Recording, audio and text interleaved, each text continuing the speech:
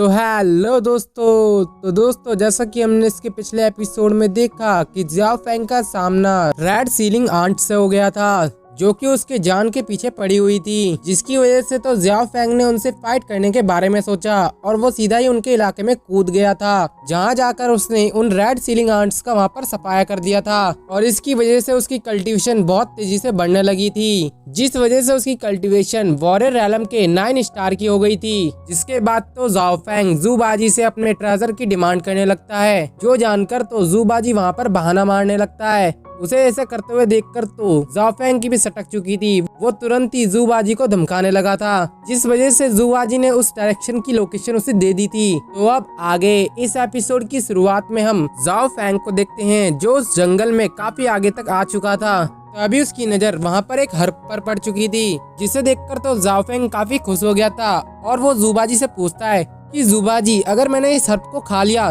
तो मैं इससे अपनी कल्टीवेशन को कितना ज्यादा इनहेंस कर पाऊंगा। जो सुनकर तो ज़ूबाजी उसे जवाब देता है, देखो वैसे तो ये हर्प काफी ज्यादा पावरफुल है, लेकिन बात की जाए तुम्हारी कल्टीवेशन की तो वो अभी काफी ज्यादा लो है। अगर तुम इस हर्ब को खाने की कोशिश करोगे तो हो सकता है कि इससे तुम्हारी बॉडी पे नेगेटिव इम्पैक्ट पड़े। जो सुनकर तो जियाओ फेंग भी थोड़ा घबरा जाता है, लेकिन ज़ूबाजी को तो बस इसी मौके की तलाश थी। वो तुरंत ही जियाओ फेंग के पास आते हुए उससे कहता है, लेकिन मेरे पास एक डील है, क्यों ना तुम इस हर्ब के बदले मुझसे कुछ पॉइंट्स की डिमांड कर लो और तुम उन पॉइंट्स का इस्तेमाल ब्लाइंड बॉक्स खरीदने में भी कर सकते हो, जिससे तुम्हें यहाँ पर काफी ज्यादा फायदा भी हो सकता है। जो सुनकर तो जियाओ फेंग वहाँ पे थोड़ा सा नाराज हो गया था और उसे दूर हटाते हुए उससे कहता है कि आखिर तुमने ये बात मुझे पहले क्यों नहीं बताई। चलो कोई बात नहीं, जल्दी से मुझे दिखाओ कि आखिर तुम्हारे पास क्या क्या आइटम है। जिसके बाद तो ज़ूबाजी ने बिल्कुल ऐसा ही किया। वो उसके सामने एक डेस्कटॉप को खड़ी कर देता है, जिसमें काफी सारे ब्लाइंड बॉक्स रखे हुए थे। वहीं तभी जियाओ फेंग की नजर एक बॉक्स पर जाती है, जिसके यहाँ पर मेरिट पॉइंट काफी ज्यादा थे। जिसे देखने के बाद तो वो ज़ूबाजी से उसके बारे में पूछता है, क्या मैं इसको खरीद सकता हूँ। जो सुनकर तो ज़ूबाजी उससे एक जवाब देता है, देखो जो अभी तुमने देखा वो दरअसल एक लक्की ड्रॉ था, उसमें तुम्हें इतने सारे मेरिट पॉइंट देने के बाद तुम्हें इनमें से कोई एक ही बॉक्स मिल पाएगा। जरूरी नहीं है कि तुम्हें वही बॉक्स मिले, लेकिन इन सबके अंदर कुछ न कुछ खास चीजें जरूर होती हैं, जिसकी वजह से तुम्हें काफी ज्यादा फायदा भी हो सकता है। उसकी ऐसी बात सुनकर तो जियाओ फेंग थोड़ा सोच में पड़ जाता है और वो कहता है कि लगता है मुझे सबसे पहले अपनी स्ट्रेंथ को प्रायोरिटी देनी चाहिए। उसके इतना कहने के बाद वो सीधा ही उस हर्ब को तोड़ने के लिए चला गया था, जिसके बाद वो तुरंत ही उसके पास जाकर बैठ भी गया था। लेकिन अचानक से ही ज़ूबाजी को नजर आता है कि यहाँ पर तो सिस्टम का डेंजर अलार्म एक्टिवेट हो चुका है, जिसके बारे में वो तुरंत ही जियाओ फेंग को बता देता है कि यहाँ पर तुम्हारी तरफ कोई बड़ा खतरा बढ़ रहा है, बेहतर होगा कि तुम इस हर्ब को यहीं पर छोड़ के भाग चलो। उसकी ऐसी बात सुनकर तो जियाओ फेंग उससे कहता है, आखिर किस तरीके का खतरा। जो सुनकर तो ज़ूबाजी से बताता है कि तुम्हारी तरफ एक ब्लैक मास्टर बड़ी तेजी से आ रहा है, जिसकी स्ट्रेंथ तुमसे काफी ज्यादा पावरफुल है। जो सुनकर तो जियाओ फेंग उससे कहता है, आखिर ब्लैक मास्टर क्या होता है, मुझे इसके बारे में कोई भी नॉलेज नहीं है, तुम क्या इसके बारे में मुझे कुछ बता सकते हो। जो सुनकर तो ज़ूबाजी उसे बताता है कि ब्लैक मास्टर होता है। वो ये सब कुछ यहाँ पर जियाओ फेंग को समझाने की कोशिश कर रहा था कि तब तक वहाँ पर पीछे से एक बीस्ट अपीयर हो गया था। जिसके बाद तो ज़ूबाजी उससे कहता है कि अब जाने भी दो, वो यहाँ पर आ चुका है। लेकिन जियाओ फेंग को तो अभी भी ज़ूबाजी की एक भी बात पे यकीन नहीं था। तो वहीं वो बीस्ट भी उसके बिल्कुल करीब आ चुका था, जो कि जियाओ फेंग को वहाँ पर अपने दांतों से टच करता है, जिसकी वजह से जियाओ फेंग को लगता है कि ज़ूबाजी इसके साथ मजाक कर रहा है, इसलिए वो तुरंत ही पीछे मुड़कर उसको मारने वाला था। लेकिन वो जैसे ही पीछे मुड़ता है वो खुद भी हैरान हो गया था और उसके डर के मारे तो वहाँ पर फट चुकी थी। वहीं उस बीस्ट को तो अब उस पर काफी ज्यादा गुस्सा आ गया था, क्योंकि वो इस हर्ब की काफी सालों से प्रोटेक्शन कर रहा था। वहीं दूसरी तरफ जियाओ फेंग को तो ज़ूबाजी में काफी गुस्सा आ रहा था और वो उससे कहता है कि आखिर ये बीस्ट कहाँ से आ गया, तुमने तो मुझे बताया था कि यहाँ पे कोई ब्लैक मास्टर आने वाला है, लेकिन यहाँ पे तो एक सुपर क्लास का मॉन्स्टर आ चुका है। जिस पर तो ज़ूबाजी से कहता है, इसमें मेरी कोई गलती नहीं है, मैं तो तुम्हें बता ही रहा था कि यहाँ पर एक ब्लैक मास्टर आ रहा है, जो कि तुमसे काफी ज्यादा पावरफुल है। मुझे तो लगा नहीं था कि तुम्हें इसके बारे में कोई भी जानकारी नहीं होगी, लेकिन अब इन बातों का कोई भी फायदा नहीं है। बेहतर होगा कि तुम यहाँ से तुरंत ही भाग जाओ, क्योंकि अगर एक बार इस बीस्ट ने तुम्हें पकड़ लिया तो तुम्हारा तो यहीं पर गेम ओवर हो जाएगा। उसकी ऐसी बात सुनकर तो ज़ूबाजी उससे कहता है कि गेम ओवर तो देखते हैं आखिर किसका होता है। वैसे भी अगर मैं इस मॉन्स्टर से फाइट करूंगा तो इससे मेरे एक्सपीरियंस पॉइंट काफी तेजी से बढ़ेंगे। जिसके बाद तो जियाओ फेंग ने अपनी पावर से वहाँ पर 10 डिवाइन मेरिडियन सोर्ड्स को समन कर लिया था, लेकिन अभी तक बस वो उसकी आधी पावर को ही यूज कर पा रहा था, क्योंकि उसकी स्ट्रेंथ अभी इतनी नहीं थी। तो वहीं उन सोर्ड्स का अटैक तो उस बीस्ट को टच भी नहीं कर पाता। जो देखकर तो ज़ाओफेंग और जुबाजी दोनों ही घबरा चुके थे। वहीं अब उस बीस्ट को तो उन पर काफी गुस्सा आ चुका था, वो सीधा ही उन पर अटैक करने बढ़ गया था। जो देखकर तो ज़ाओफेंग तुरंत ही जुबाजी को पकड़कर वहां से भागने लगता है, जहां वो कितनी ही दूर जाने की कोशिश क्यों न कर लेता, लेकिन उस बीस्ट की रफ्तार काफी तेज थी। साथ ही साथ वो बीस्ट उन पर अटैक भी कर रहा था, जिस वजह से ज़ाओफेंग उससे कहता है कि जुबाजी तुमने मुझे किस प्रॉब्लम में फंसा दिया, जल्दी से मेरे को इससे बाहर निकालो। जो सुनकर तो जुबाजी उससे कहता है कि तुम्हारे पास एक लकी पॉइंट है, तुम इसका इस्तेमाल यहाँ पर कर सकते हो, जिससे तुम्हारी यहाँ पर जान भी बच सकती है। ये सब कुछ जुबाजी उसे बता ही रहा था, तब तक उस बीस्ट ने भी उन पर अटैक कर दिया था। जो देखकर तो ज़ाओफेंग तुरंत ही उससे कहता है कि जल्दी से इस पॉइंट का यूज करो। उसके इतना कहते ही स्काई से एक डिवाइन लाइट समन हो चुकी थी, जिसकी वजह से वो बीस्ट भी वहाँ से दूर हट गया था। साथ ही उस डिवाइन लाइट के हटते ही वहाँ पर एक लड़की अपीयर हो गई थी, जिसका नाम मू किंगशुआन था, और इसे हम किंगशुआन बुलाने वाले हैं। जिसके बाद किंगशुआन वहाँ पर उस बीस्ट से कहती है कि तुमने ना जाने कितने ही लोगों पर अटैक किया है, आज उन सब का हिसाब मैं यहाँ पर करने आई हूँ। इतना कहकर वो सीधा ही उस बीस्ट पर अटैक करने चली जाती है। वहीं उन दोनों को फाइट करता हुआ देखकर तो ज़ाओफेंग वहाँ पर कहता है कि ये लड़की तो सच में काफी जल्दी आ गई। वहीं जुबाजी उससे कहता है आखिर तुम यहाँ पर क्या कर रहे हो, जल्दी से यहाँ से भागो, कहीं उस बीस्ट ने तुम्हें फिर से देख लिया तो तुम्हारे लिए यहाँ से भाग पाना मुश्किल हो जाएगा। जो सुनकर तो ज़ाओफेंग उससे कहता है कि आखिर इतनी भी जल्दी क्या है, वैसे भी मुझे तो इस लड़की को देखना है कि आखिर ये किस तरीके से उस बीस्ट को हराती है। साथ ही वहाँ पर जुबाजी उसे बताता है कि ये बीस्ट कोई नॉर्मल बीस्ट नहीं है, बल्कि इसकी रेस ब्लैक लायन बीस्ट की है, जिसकी वजह से इसकी ब्लड लाइन काफी ज्यादा स्ट्रॉन्ग है। तो वहीं दूसरी तरफ वो ब्लैक लायन बीस्ट अभी भी उस लड़की पर अटैक कर रहा था, जिन अटैक को डॉच करने में उस लड़की को भी थोड़ी बहुत प्रॉब्लम आ रही थी, लेकिन अभी भी वो लड़की रुकती नहीं है। उसने उस ब्लैक लायन बीस्ट के चारों तरफ एक केज सा बना दिया था, जिसके बाद वो अपनी पावर की मदद से उस पर अटैक करती है। इससे उस लायन बीस्ट को थोड़ा बहुत डैमेज पहुंचता है, लेकिन उसको ज्यादा चोट नहीं लगती। जिसके बाद तो वो सोचने लगता है कि इस लड़की से लड़ पाना उसके लिए काफी ज्यादा मुश्किल होने वाला है। इसलिए उसके दिमाग में एक आइडिया आता है, वो सीधा ही उस सर्प की तरफ बढ़ने लगता है ताकि वो उस सर्प को खाके और भी ताकतवर बन सके। जो देखकर तो किंगशुआन भी पीछे नहीं हटती, वो तुरंत ही उस बीस्ट की तरफ जाने लगती है ताकि वो उस लायन बीस्ट को उस सर्प को खाने से रोक सके। लेकिन वो लायन बीस्ट भी काफी शातिर था, वो तुरंत ही उसके पास पहुंच जाता है। जो देखकर तो किंगशुआन ने तुरंत ही उस पर अटैक कर दिया था, जिसकी वजह से वो लायन बीस्ट सीधा ही एक दरख्त में जाकर लगता है। लेकिन तब तक बहुत देर हो चुकी थी, उस ब्लैक लायन बीस्ट ने वहाँ पर आधी से ज्यादा हर्प को खा लिया था, जिसकी वजह से वहाँ पर उसकी पावर्स कई गुना ज्यादा बढ़ चुकी थी। इसके साथ ही वो ट्रांसफॉर्म होकर 3 हेडेड ब्लैक लायन बीस्ट बन चुका था। जो सब कुछ देखकर तो ज़ाओफेंग भी काफी परेशान हो चुका था, क्योंकि अब उस बीस्ट को हरा पाना तो इस लड़की की भी बस की बात नहीं होगा। जिसकी वजह से वो उस लड़की से कहता है कि मिस सुनो, जल्दी से तुम यहाँ से भाग जाओ, क्योंकि वो बीस्ट कभी भी तुम पर हमला कर सकता है। जो सुनकर तो किंगशुआन उससे कहती है आखिर तुम हो कौन और मुझसे इस तरीके की बात क्यों कर रहे हो, मैं अभी भी इसे हरा सकती हूँ। जिसके बाद तो उसने वहाँ पर एक पावरफुल शॉर्ट फॉर्मेशन को क्रिएट कर लिया था, और इसके बाद वो उस फॉर्मेशन के जरिए सीधा ही इस ब्लैक लायन पे अटैक कर देती है। उस अटैक को अपनी तरफ बढ़ता हुआ देखकर तो वो 3 हेडेड ब्लैक लायन बीस्ट भी पीछे नहीं हटता, वो सीधा ही जाकर उस अटैक से टकरा जाता है, जिसकी वजह से वहाँ पर एक बहुत बड़ा पावर क्लैश हो गया था। इसके थोड़ी देर बाद हम किंगशुआन को देखते हैं, जिसकी हालत उस क्लैश की वजह से काफी खराब हो चुकी थी। तो वहीं बात करें हम उस ब्लैक लायन बीस्ट की, तो वो अभी भी वहाँ पर सही सलामत था, जिसे देखकर तो वो कहने लगती है कि लगता है आज मेरी यहाँ पर मौत आ चुकी है। इसके साथ ही वो वहाँ पर पीछे भी हटने लगती है। वहीं ये सब कुछ अपनी आंखों से होता हुआ देखकर तो जुबाजी उससे कहता है कि ज़ाओफेंग जल्दी से यहाँ से चलो, अगर तुम यहाँ पर मरना नहीं चाहते, क्योंकि अगर तुम थोड़ी देर और यहाँ पर रुके तो हो सकता है कि वो बीस्ट तुम्हें भी यहाँ पर जान से मार दे। जुबाजी की ऐसी बात सुनकर तो ज़ाओफेंग उससे कहता है जुबाजी आखिर तुम ऐसा कैसे कह सकते हो, वो लड़की अभी काफी ज्यादा प्रॉब्लम में है, अगर मैं इस तरीके से यहाँ से भाग गया तो मैं अपने आप को कभी भी मुंह नहीं दिखा पाऊंगा।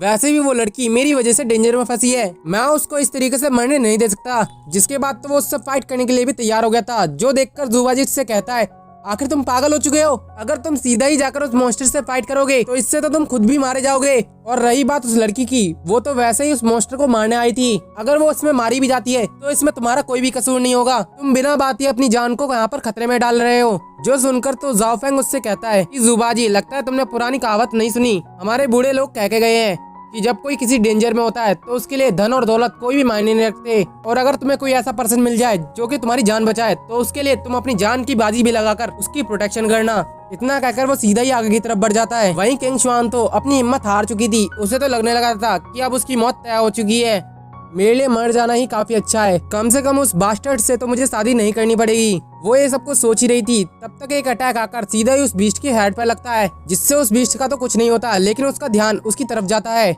जो कि किसी और ने नहीं बल्कि जाओ फेंग ने करा था। जिसके बाद वो सीधा ही उस बीस्ट की तरफ अपनी तलवार को पॉइंट आउट करते हुए उससे कहता है कि दम है तो मुझसे द्वार से फाइट करके दिखाओ, आखिर तुम एक लड़की पे कैसे अटैक कर सकते हो। वहीं किंग शुआन तो उसे देखकर थोड़ा खुश हो जाती है, लेकिन उस बीस्ट को तो जाओ फेंग पे पहले ही गुस्सा था, इस वजह से वो तुरंत ही जाकर उस पर अटैक करने लगता है, जिसकी वजह से जाओ फेंग वहाँ पर अपनी जान बचाने के लिए इधर उधर भागने लगता है, जहाँ वो भागने के साथ साथ उस बीस्ट पर अटैक भी कर रहा था। लेकिन उस बीस्ट पर जाओ फेंग के हमले का अभी भी कोई असर नहीं होता, उल्टा उस बीस्ट के हमले से ही जाओ फेंग की वहाँ पर हालत खराब हो रही थी। लेकिन जाओ फेंग इतनी जल्दी हार मानने वालों में से भी नहीं था, वो तुरंत ही वहाँ पर खड़े होते हुए अपनी पूरी की पूरी पावर्स का इस्तेमाल करने लगता है। लेकिन इस बार उसके अटैक से उस डीमन को थोड़ा बहुत चोट पहुंची थी, जो कि सीधा ही जाओ फेंग देख लेता है और वो वहाँ पर कहता है कि इस बार तो इस बीस्ट ने बेशक मेरी तलवार तोड़ दी हो, लेकिन इस बार तो उसका डिफेंस भी टूटा, साथ ही साथ वो घायल भी हो चुका है। अगर इस बीस्ट ने सच में यहाँ पर काफी सारे लोगों की जान ली है तो मुझे लगता है कि मुझे इसे मारने में बिल्कुल भी पीछे नहीं हटना चाहिए। तो वहीं दूसरी तरफ किंग शुआन तो उसे देखकर सोचने लगती है कि आखिर ये कैसा बंदा है जो कि मुझे बचाने के लिए अपनी जान को खतरे में डाल रहा है। वहीं दूसरी तरफ जाओ फेंग लगातार ही उस बीस्ट पर अटैक करने लगता है, जिसमें वो लगातार ही काफी ज्यादा घायल होता जा रहा था, जो देखकर तो किंग शुआन भी उसके लिए काफी ज्यादा परेशान हो जाती है और वो उससे कहती है कि तुम्हें मेरे लिए फाइट नहीं करनी चाहिए, बेहतर होगा कि तुम यहाँ से चले जाओ। वहीं जू बाजी भी उससे यही कहता है कि जाओ फेंग तुम्हें उस लड़की की बात मान लेनी चाहिए,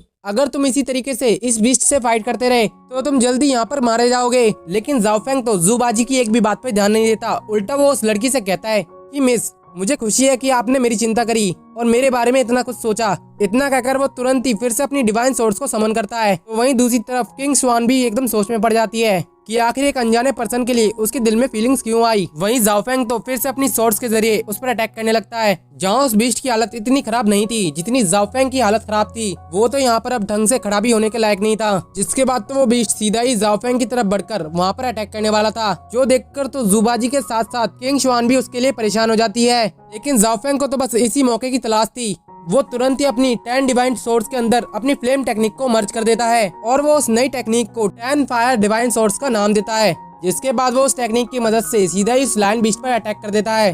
वहीं अब की बार की जाओ फेंग की टेक्निक सच में काफी पावरफुल थी, जिसकी वजह से वो बीस्ट वहीं पर मर जाता है, साथ ही साथ उस बीस्ट की पूरी बॉडी जल के राख हो जाती है। वहीं उसका स्पिरिचुअल कोर तो जाओ फेंग ने अपने हाथ में पकड़ लिया था, जिसे लेकर तो वो काफी ज्यादा खुश हो गया था। वहीं जुबाजी उसके लिए काफी खुश होता है क्योंकि जाओ फेंग ने खुद ब खुद एक नई टेक्निक का इजाद किया। इसके साथ ही जुबाजी ने उसकी स्ट्रेंथ में 10% इंक्रीज कर दिया था। तो वहीं उसकी ऐसी जीत से किंग शुआन भी खुश हो चुकी थी। इसके साथ ही वो तुरंत ही वहाँ पर बेहोश भी हो जाती है, जिसके बाद वो जुबाजी से कहता है कि जल्दी से मेरी पावर्स को बढ़ाना यहाँ पर शुरू कर दो। जिसके बाद वो तुरंत ही वहाँ पर उसकी पावर्स को बढ़ा देता है और इसकी वजह से जाओ फेंग को वहाँ पर अपनी बॉडी के अंदर काफी अच्छा महसूस होने लगता है। साथ ही साथ उसकी सारी की सारी इंजरीज भी हील हो चुकी थी। तो वहीं वो सीधा जाकर तुरंत ही उस हर्ब को कलेक्ट कर लेता है और फिर इसके बाद वो उससे कहता है कि जल्दी से इस हर्ब को पकड़ो और इसके बदले मुझे मेरिट्स पॉइंट दो। जो सुनकर तो जुबाजी तुरंत ही इस प्रोसेस में लग जाता है और इसके बाद वो उसे बताता है कि इस हर्ब के बदले मैंने तुम्हें 903 मेरिट्स पॉइंट दिए हैं। जिसके बाद जुबाजी तुरंत उससे कहता है कि जाओ फेंग क्यों ना तुम इस लड़की के लिए कोई एक ब्लाइंड बॉक्स को खरीद लो। जो सुनकर तो जाओ फेंग उससे कहता है कि मुझे ये अच्छी तरीके से पता है कि वो ब्लाइंड बॉक्स खाली भी हो सकता है, बेहतर होगा कि तुम मुझे यहाँ पर चूना लगाना बंद करो। जो सुनकर तो जुबाजी थोड़ा उदास हो जाता है। इसके बाद जाओ फेंग तुरंत ही किंग शुआन के पास जाकर उसे चेक करता है और फिर उसे चेक करने के बाद जुबाजी से कहता है क्या तुम मेरे मेरिट्स पॉइंट्स के बदले कोई एलेक्सर मुझे दे सकते हो, जिससे कि मैं इस लड़की को होश में लेके आ सकूं। जिस पर तो जुबाजी उसे कहता है कि कोई प्रॉब्लम नहीं, मैं अभी तुम्हारे लिए उस पिल का इंतजाम कर सकता हूँ। वहीं वो अपने मन में कहता है कि इस लड़के के मेरिट्स पॉइंट सच में काफी कम है, लेकिन उसके बदले मैं अभी उससे वो स्पिरिट बॉक्स को खरीद सकता हूँ जो कि उसने उस ब्लैक लायन को हरा के जीता है। अगर तुम मुझे यहाँ पर 10,000 मेरिट पॉइंट्स देते हो तो मैं तुम्हारे लिए ये बॉक्स को ओपन कर सकता हूँ, जिसके अंदर तुम्हें वही पिल मिल जाएगी जो कि इस लड़की को हील कर सकती है। और क्या पता है इस बॉक्स के अंदर तुम्हें ऐसी पावरफुल पिल भी मिल जाए जिससे कि इस लड़की की पूरी स्ट्रेंथ वापस आ जाए और इसके साथ ही उसकी पावर्स भी काफी ज्यादा बढ़ जाए। और शायद ये भी हो सकता है कि इसके अंदर ओरिजिन पिल भी मिले। तुम्हें बस इसे एक बार परचेज करने की देरी है, क्यों ना तुम इसे एक बार परचेज करके देखो। जो सुनकर तो जाओ फेंग उसके चेहरे पर एक पंच मारते हुए उससे कहता है आखिर तुम पागल हो चुके हो, तुम्हें पता नहीं है मेरे पास बस केवल 903 मेरिट्स पॉइंट है, लेकिन इसके बावजूद तुम मेरे सामने इतने ज्यादा महंगे ब्लाइंड बॉक्स लेकर आ रहे हो। जो सुनकर तो जुबाजी उससे कहता है कि देखो लड़के, मैं सिर्फ तुम्हें वही दिखा रहा था जो तुम्हें देखना था, और वैसे भी मैं यहाँ पर एक सिस्टम हूँ। अगर तुमने मेरे पे फिर से हाथ उठाया तो ये तुम्हारे लिए बिल्कुल भी अच्छा नहीं होगा। लेकिन जाओ फेंग को तो उसकी एक भी बात का घंटा फर्क नहीं पड़ता। उल्टा उसने अपनी डिवाइन सोर्स को जुबाजी की तरफ कर दिया था। जिसके बाद वो उससे कहता है कि देखो, सिस्टम भले ही तुम कहीं के भी हो, लेकिन मैं तुम्हारा होस्ट हूँ, इसलिए तुम्हें वही चीज दिखानी होगी जो मेरे लिए यूजफुल हो। जाओ फेंग की ऐसी बात सुनकर तो जुबाजी डर चुका था और वो उससे कहता है कि तुम मुझ पर गुस्सा मत करो। देखो, मैं तुम्हारे लिए यहाँ पर 3 ब्लाइंड बॉक्स को अरेंज कर सकता हूँ, जो कि सिर्फ तुम्हारे लिए 900 मेरिट्स पॉइंट के अंदर आ जाएंगे। और अगर इन तीनों बॉक्स के अंदर वो एलेक्सर नहीं मिला तो तुम्हारे मेरिट्स पॉइंट्स तुम्हें वापस कर दिए जाएंगे। मुझे लगता है कि तुम्हारे लिए काफी होंगे। जो सुनकर तो जाओ फेंग भी वहाँ पर खुश हो जाता है और तुरंत ही उन तीनों बॉक्स को ओपन कर देता है। उन तीनों बॉक्सों को खोलने पर उनमें से एक पिल बाहर निकल के आती है, जिसे लेकर तो जाओ फेंग खुश हो चुका था, क्योंकि उसके अंदर साओ युआन पिल निकली थी, जो कि हीलिंग के मामले में काफी बेस्ट होती है। इसके बाद वो सीधा ही जाकर उस पिल का यूज किंग शुआन पे करने लगता है। तो वहीं उसे ऐसा करता हुआ देखकर तो जुबाजी भी खुश हो गया था, क्योंकि उसे खुद अंदाजा नहीं था कि उसके अंदर ऐसी कोई पिल निकलेगी। क्योंकि अगर उसके अंदर ऐसी कोई पिल नहीं निकलती तो जाओ फेंग फिर से उसको कुत्ते की तरह पीटता। तो वहीं दूसरी तरफ साओ युआन पिल ने अपना असर दिखाना शुरू कर दिया था। वहीं किंग शुआन को देखकर तो जाओ फेंग भी कहता है कि सच में ये लड़की तो काफी ज्यादा खूबसूरत है। मेरा तो मन कर रहा है कि काश ये मेरी गर्लफ्रेंड होती। जिसके बाद तो वो उसके ख्वाब भी देखने लगता है। तभी वहाँ पर किंग शुआन का हीलिंग प्रोसेस भी कंप्लीट हो चुका था, जिसकी वजह से वो आराम से नीचे आती है। जो देखकर तो जाओ फेंग तुरंत ही किंग शुआन के पास जाता है, लेकिन इससे किंग शुआन थोड़ा घबरा जाती है और सीधा ही उसके गालों पे एक रख के देती है। वहीं इस बात से तो जुबाजी काफी खुश हो गया था, लेकिन तभी किंग शुआन को रियलाइज होता है कि वो तो पूरी तरीके से हील हो चुकी है, और इसके साथ ही उसे रियलाइज होता है कि अभी उसने कितनी बड़ी गलती कर दी। इसके साथ ही वो वहाँ पर उसे देखकर शर्माने भी लगती है। और ये सीन दिखाते ही एपिसोड यहीं पर खत्म हो जाता है। अगर आपको मेरी एक्सप्लेनेशन पसंद आई हो तो वीडियो को लाइक करके चैनल को सब्सक्राइब करना मत भूलिएगा। मिलते हैं इसकी नेक्स्ट वीडियो में।